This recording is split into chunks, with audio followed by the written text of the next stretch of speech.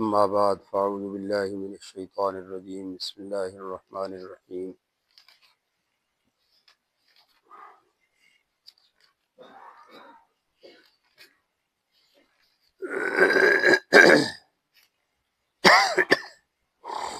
والذین یتوفون منکم ویذرون ازواجا وصیۃ لازواجہم متاعا الی الحول غیر اخراج فإن خرجن فلا جناح علیکم فیما فعلن فی انفسہن من معروف واللہ عزیز حکیم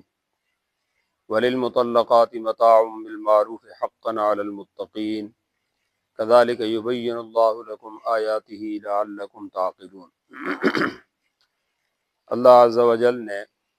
عدت اور طلاق کے مسائل جو بیان کرنے شروع کی ہوئے تھے 3-4 رکوع پہلے سے،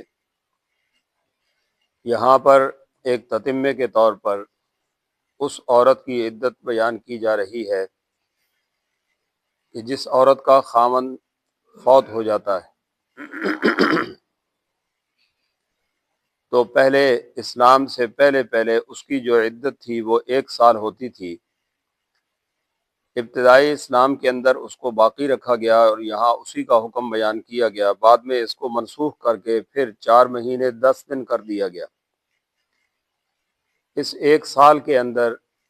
جو پہلے زمانے کے اندر عدت تھی، اسلام کے آنے سے پہلے عورتیں 1 سال تک بیٹھا کرتی تھیں،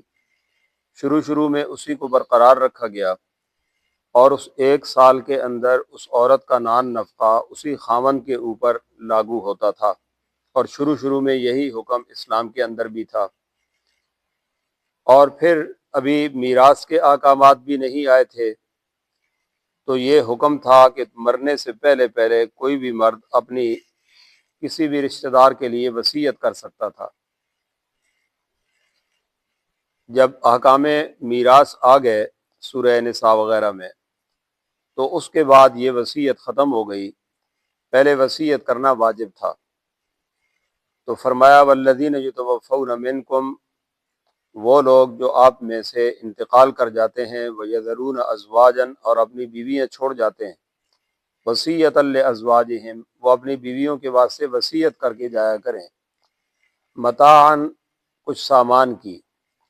جو اس کی ضرورت کا سامان ہے 1 سال کے اندر الی الحول غیر اخراج، اور اس کو پہلے نکالا نہ جائے گھر سے، 1 سال تک اس کو رہنے کا حق تھا۔ پھر اسلام نے سورہ نساء کے اندر قرآن مقدس نے 4 مہینے 10 دن، اور یہاں پر بھی گزر چکا کہ 4 مہینے 10 دن اس عورت کی عدت مقرر کی گئی، 1 سال ختم ہو گیا۔ اسلام کے اندر کچھ احکامات شروع میں ایسے آئے جن کو بعد میں پھر منسوخ کر کے نیا حکم جاری کر دیا گیا، جیسے اللہ رب العزت حکیم ہے اور حکمت سے دین اسلام کے احکامات بیان فرمائے۔ پہلے کچھ احکامات سخت ہوتے تھے، اس کے بعد پھر احکامات کے اندر کچھ نرمی بیان فرما دی۔ جیسے دین پھیلتا گیا، مسلمان اسلام کے اندر داخل ہوتے گئے، کفر کم ہوتا گیا، کمزور ہوتا گیا، پھر پہلے والے احکامات کے اندر کچھ نرمیاں پیدا کر دی گئیں اور تبدیلیاں پیدا کر دی گئیں۔ پھر جب اللہ کے نبی صلی اللہ علیہ وسلم کا انتقال ہوا اور اس دنیا سے آپ تشریف لے گئے تو اس وقت جو دین محکم بن گیا، اس کے اندر پھر قیامت تک کوئی تبدیلی نہیں ہوگی۔ پھر نبی پاک صلی اللہ علیہ وسلم کے اوپر عورتوں کی متوفی عنہا زوجہا،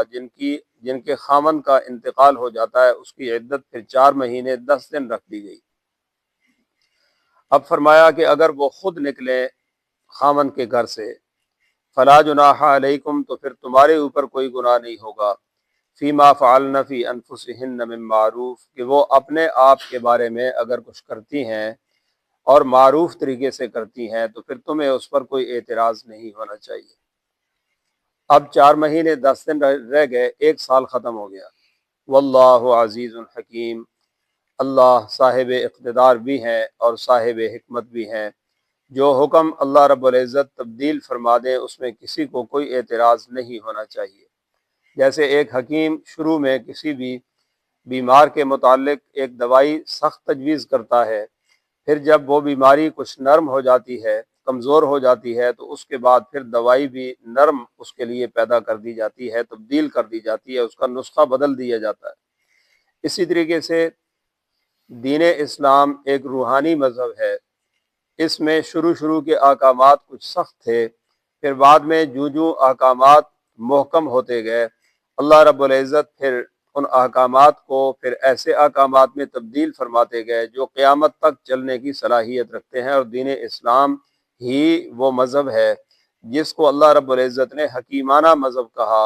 اور اللہ حکمت والے بصیرت والے ہیں، اس لیے یہ فرمایا کہ میں اللہ حکیم بھی ہوں، جیسے میں چاہوں اپنی آیات کے اندر اپنے احکامات میں تبدیلی کر دوں۔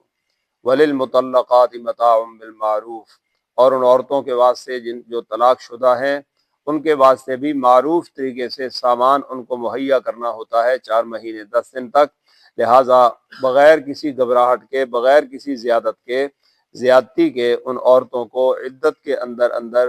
نان نفقہ خامن کے مال میں سے، خامن کے ترکے میں سے دینا ضروری ہے۔ حقاً علی المتقین، تقوی والوں کے اوپر یہ حق ہے۔